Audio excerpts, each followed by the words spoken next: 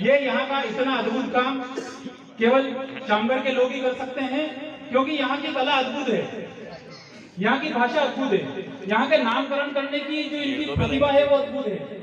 Soybean का नया बीज आया 2034 चामगढ़ में आया, नाम रखी सफेद फूल की सोयाबीन।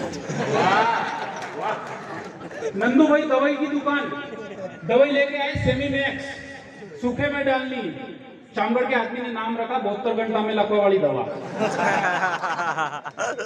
ये अद्भुत नाम केवल यहीं का व्यक्ति रख सकता है। कोरोना की बीमारी आई, चामगढ़ के लोगों ने नाम रख दिया किराणु।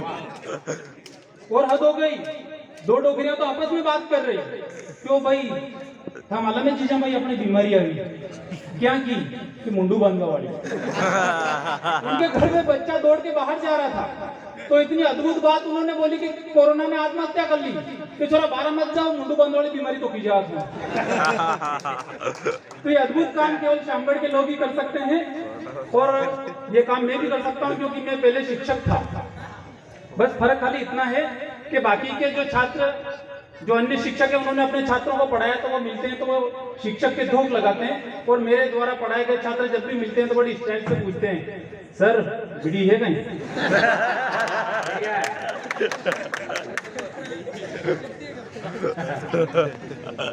तो ये अद्भुत काम केवल यहीं के लोग कर सकते हैं।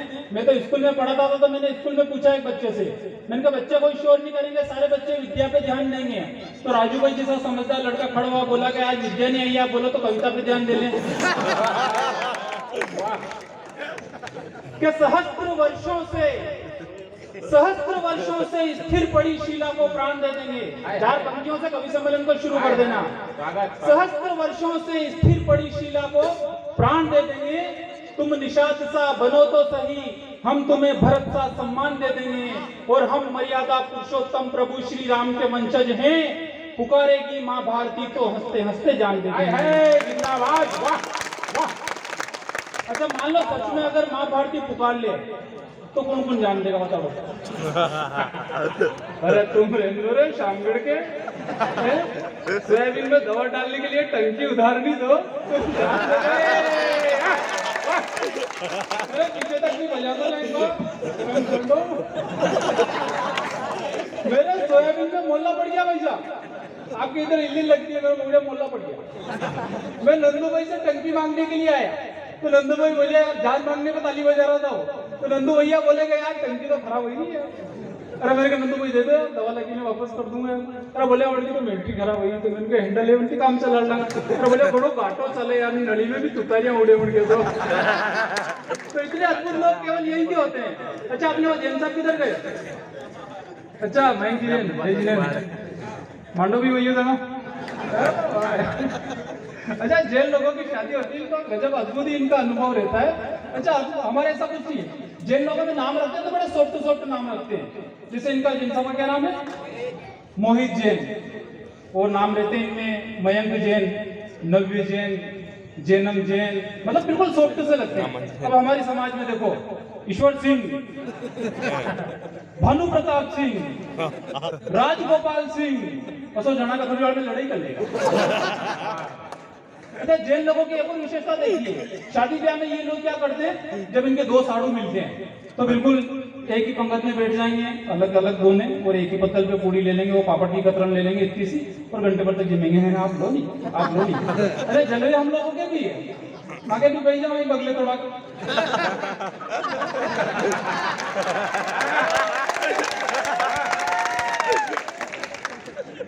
अच्छा मैं अंग्रेजी में भी कविता करता हूँ।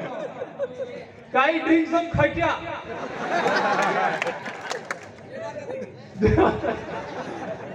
I drink some खटिया। ने जो दीदी सुमासरा हूँ पटिया। Today I drink some खटिया। ने जो दीदी सुमासरा हूँ पटिया। पगड़ा रख के and going to सीधा नाली में and all night dog ने मेरा मुंडा सटिया। आप लोग बहुत बढ़िया सुन रहे हो, राजू भाई बैरागी भी बहुत बढ़िया सुन रहे हैं। और राजू भाई बैरागी में बता दूं आप लोगों को बहुत बढ़िया आदमी है, भगवान की कसम। कुलदीप भैया, राजू भैया बैरागी बहुत बढ़िया आदमी है, और राजू भैया सच में आदमी है। तो सबसे अच्छी बात तो ये है कि ये आदमी नहीं है, और भगवान करे जब तक जीवित रहे तब तक आदमी ही है। थोड़े दिन पहले वो पाकिस्तान अपनी सरहद पे कुछ गतिविधियां करने लगा, तो राजू भाई को गुस्सा आ गया। तो राजू भाई ने कविता लिख डाली वहां पर कि मैकदे की महक से मन का मयूर मचले तो जाम बदल देना। हाय हाय, मैकदे की महक से मन का मयूर मचले तो जाम बदल देना, जिससे अपनी पहचान विलुप्त होने लगे वो काम बदल देना, और भारतीय सेना को छोड़ पाकिस्तान तू तो मुझसे निपट ले। अरे इब्राहिमिया, राजू भाई क्या कह रहे हैं? इमरानिया, अपने मान लो किसी से लड़ाई ने, उसका नाम मदन तो मदनिया, गोपाल तो गोपालिया, सुरेश तो सुरेशो, तो अपने पाकिस्तान से लड़ाई तो इमरानिया। कि मैकदे की महक से मन का मयूर मचले तो जाम बदल देना, जिससे अपनी पहचान विलुप्त होने लगे वो काम बदल देना, और भारतीय सेना को छोड़ पाकिस्तान तू तो मुझसे निपट ले। अरे इमरानिया, तुझसे मैं भैंसों के पोटे नहीं डलवाऊं तो मेरा नाम बदल देना। इनको क्या किराए से लाया? अब राजू भाई ने कविता लिखी तो अब अपन भी ठाकुर टेरिया मिल गया, अपन नाना बाप का हो जाएगा। एक अपन ने भी फंसाई उसमें। हाँ बेटा बेटा, कई बात है कथा भाई बहनों देख लो जे दो भाई ये केवल यह चामगढ़ में ही संभव है। अब राजू भाई ने कविता लिखी तो अपने को भी कविता लिखी, एक कविता अपन ने भी फंसा दी। कविता पसंद आई तो इस कवि सम्मेलन बनाना और पीछे तक खोल देना कि अरे हम तो वो हैं जो सर कटने पर भी जी जाते हैं, राष्ट्रभक्ति में मिले हर जख्म को हंसते हंसते सी जाते हैं, और हमारा मुकाबला तू क्या करेगा टटपुंजे पाकिस्तान, अपने लड़ेंगे टटपुंजो। संभालना पंक्तियों और कवि सम्मेलन को कवि सम्मेलन बनाना, हर श्रोता के हाथ में ताली हो। कह रहे हम तो वो हैं जो सर कटने पर भी जी जाते हैं, राष्ट्रभक्ति में मिले हर जख्म को हंसते हंसते सी जाते हैं, और हमारा मुकाबला तू क्या करेगा टटपुंजे पाकिस्तान, तेरे रक्षा बजट का 10 गुना तो हम दारू पी जाते हैं।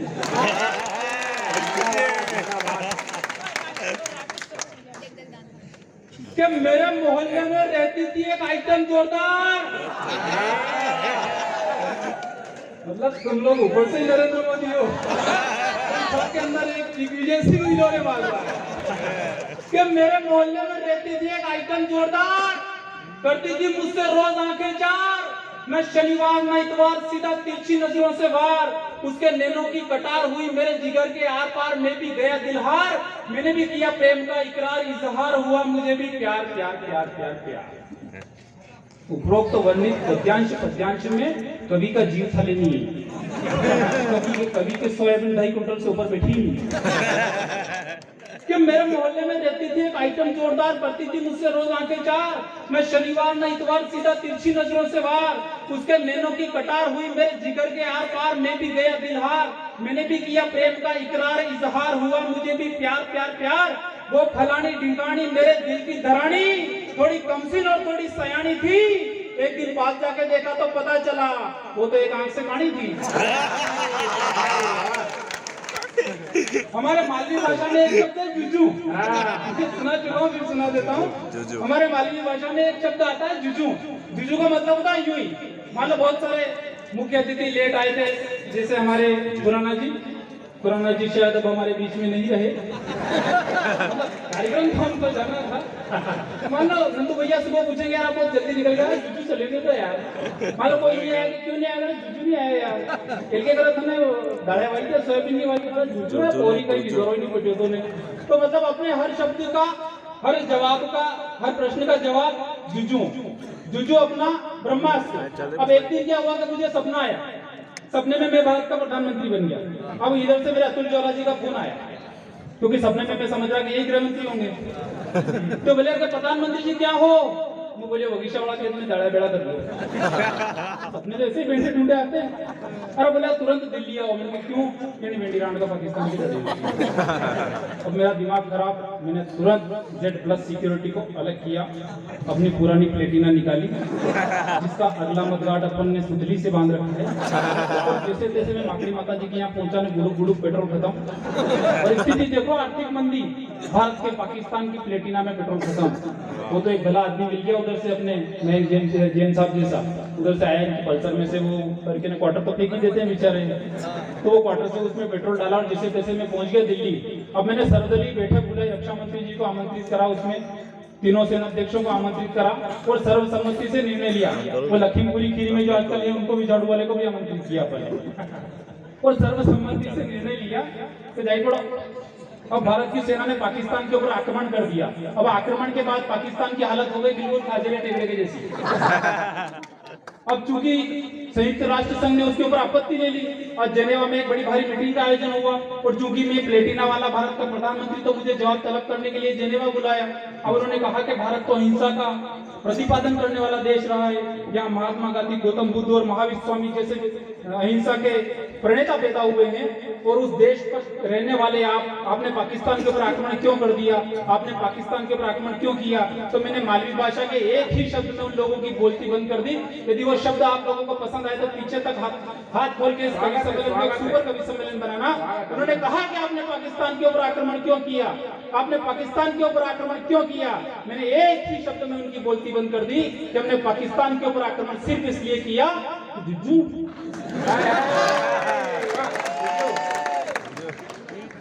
कि युगों युगों की वैभवता को सहेज रही मां भारती, युगों युगों की वैभवता को सहेज रही मां भारती, खगकुल यशगान करे स्वयं भास्कर उतारे आरती, सहस्त्र युगों के कालखंड में वीरता का वैभव समाया है, इस मिट्टी का कहना क्या इसको कान्हा ने खाया है।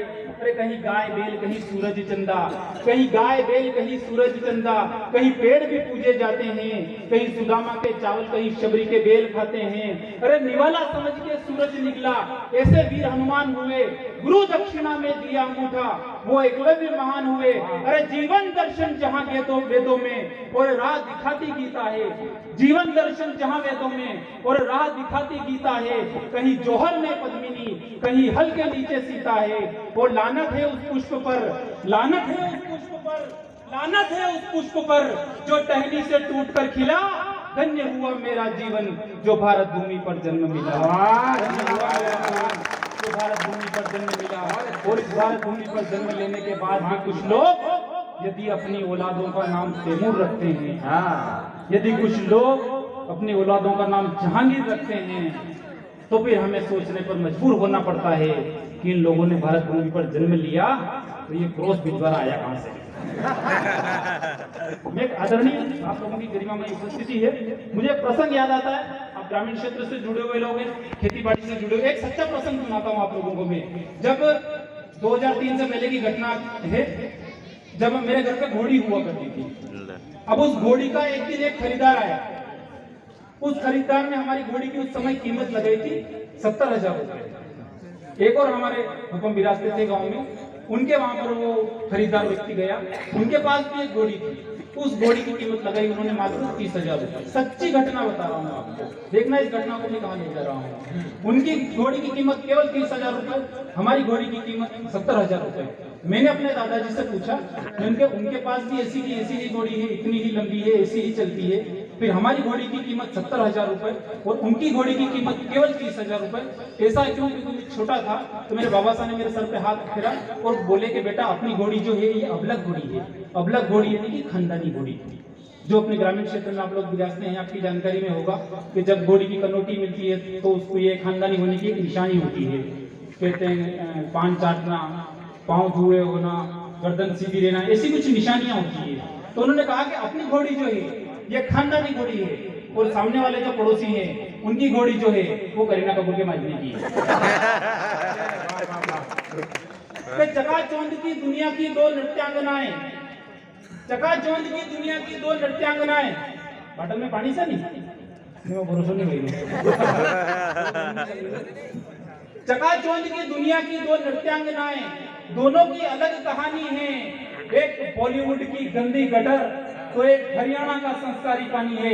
इसी चकाचौंध की दुनिया में इसी नृत्यांगना सपना चौधरी भी हुआ करती है, जिसने अपने बेटे का नाम पौरुष रखा है। मैंने तुलना करी है, यदि मैंने ठीक तुलना कर दी हो अच्छी चीजों पे यदि आप लोग तालियां बजाएंगे तो आज आदरणीय अजात शत्रु जी, हमारे बड़े भाई साहब अतुल जी ज्वाला, आदरणीय बड़े भाई साहब तो नहीं, मोटा भाऊ लगते दिनेश जी दिग्गज जैसे बड़े बड़े जो कवि पधारे हैं, इन लोगों को लगेगा कि हम अच्छे श्रोताओं के बीच में भी गए थे।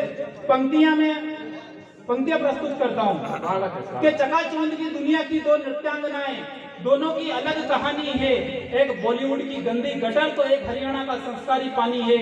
एक ने जन्मा तैमूर तो एक ने पोरस, एक ने जन्मा तैमूर तो एक ने पोरस, शायद ये संस्कारों की निशानी है। और एक का नाम है करीना खान, एक का सपना चौधरी। आप ही तय कीजिए कौन खानदानी है। बहुत अच्छे, बहुत अच्छे, वाह। अच्छा, आप लोग विचार करो, यदि जैसे अपने सोयाबीन काटने के लिए जब वो ऐसे जो मजदूर आते हैं जिनको अपन मामा लोग बोलते हैं, मान लो अगर करीना कपूर और सैफ अली खान दो ये करना मामूड़ा कहने अपने सोयाबीन काटवा आ भी सकते हैं भैया जिनके दो दाने दाने में केसर का दम, उनके चोरे की बज रही है औलाद में बम, संभव कुछ भी है। तो आप कल्पना करोगे यदि करीना खान और सैफ अली दोनों यदि उन मामूओं के साथ में अपने सोयाबीन काटने आ जाए, ने वो मान लो नंदू भैया के खेत पे आए, क्योंकि दवा की दुकान भी घर की सोयाबीन की अच्छी थी ना, तो करीना कपूर क्या कहेगी कि मेरा चैन वेन सब उजड़ा, दिनिक दिनिक दिन दिन ये भी करना पड़ता है। हाँ बजा तो बजा ही रहे तो एक और जोरदार ताली बजाएं आप, बहुत अच्छा शुरू पकड़ा।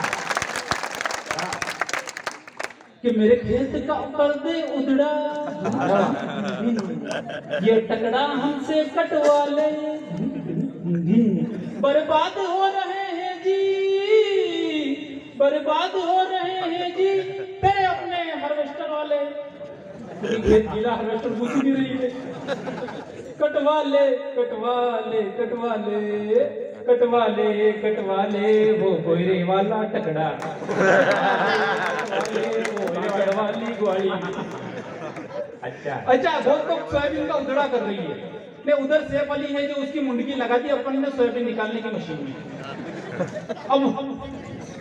अब आप उस दृश्य को देखो, उसको जियो, उसकी कल्पना करो कि करीना खान जो है वो तो सोयाबीन काट रही है और सैफ अली जो है वो अपने सोयाबीन निकाल रहा है, और मशीन कौन सी, वो अपने पट्टे वाली राजस्थानी मशीन जिसको अपन बोलते हैं। तो वो सैफ अली क्या कहेगा, गंटनियानी तो सारेगामा पता नहीं सा सारेगामा ताली बजाओ नहीं तो पाता गामा गामा पता तो गंटनियानी तो कोळ्यानी लाकू, गंटनियानी तो कोळ्यानी लाकू, पट्टा वाली मशीन को वेंडी वाली न कर दुल्ला मेरा। अच्छा, धन्य धन्य धरा जहाँ शिवाजी के। बहुत अच्छे, वाह वाह वाह वाह वाह, बहुत अच्छे, बधाई।